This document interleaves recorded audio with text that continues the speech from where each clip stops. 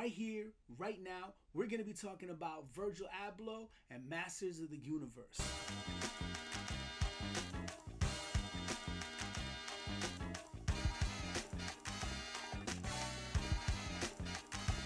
What up, everybody? And I'm super hyped to finally get to talk about these figures because they've been sitting in boxes for months. Took me a while to get to them, but we're here now, and we're gonna be talking about the Virgil Abloh x Mattel Creations Masters of the Universe figures. Now, these things to me are super dope, and I am not a Masters of the Universe guy.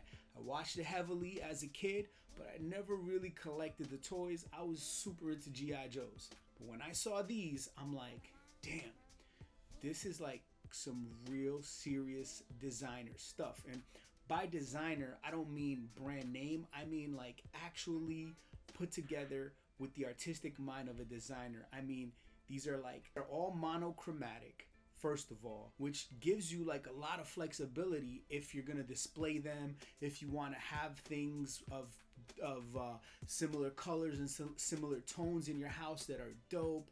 You know, even if you got a wife that's really into design and she won't let you put none of your shit near her shit or in the living room or nice spaces that you guys share, she might reconsider when she sees these. Now, I'm only assuming that Virgil worked with Masters of the Universe because of growing up and kind of like, you know, this is an 80s thing, man. Like motu was legendary. You know, a lot of us grew up, a lot of us who are around my age, a little bit younger and older, grew up watching stuff like this, and a lot of us weren't able to afford all of this stuff. So as an adult, here we are, and why not?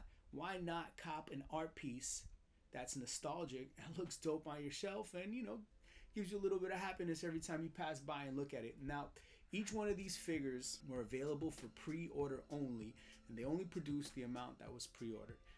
On the website, you're only allowed to get 2 of each as a maximum, and you already know that I copped 2 of each.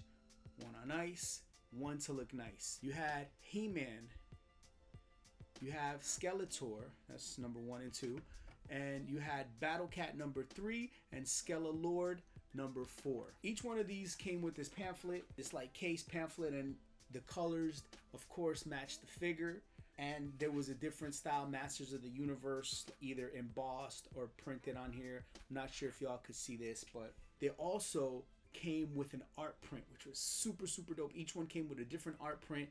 On the website, they call it a poster, but this is not really a poster. This is more like a small 5x10 print, if I was to guess. And again, they were monochromatic to match what artist they came with. And I believe this one's the one that came with the Skeletor, and you could see that, you know, these colors kind of match, right? The art and the comic was designed by an artist called Reggie No, who is super dope, and I'd love to see more of Reggie's work.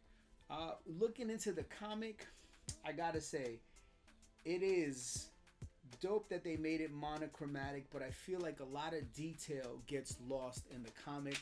I mean, it's a little blurry and pixelated, and it just doesn't pop out.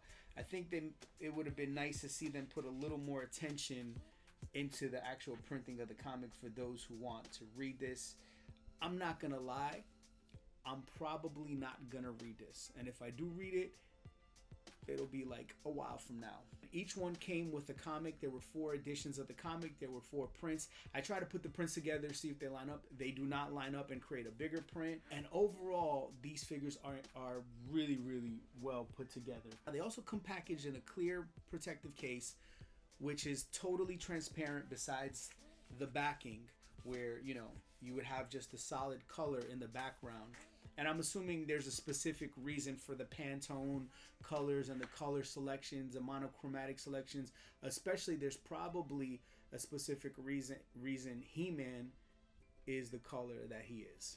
Now these are all packaged in a clear case, and it has a typical Virgil Abloh like text on there, almost making it look like a sample. And I was curious to see what font does Virgil use, and I'm sure if you're into design or streetwear, you probably already know this, but it was news to me, so I'm gonna let y'all know. It's a Helvetica New Bold. So that's the font that you see on all of Virgil's off-white clothing, all of Virgil's any kind of collaborations, the sneakers that he's done with Nike and Converse, anything Virgil has done in the past, R.I.P, that was the signature font that he used. A little fun fact. Besides the colorway of these figures and them being really dope to display, they're actually really dope toys if you were to play with them, which I may or may not one day in the privacy of my own home, not next to my wife so she doesn't laugh at me.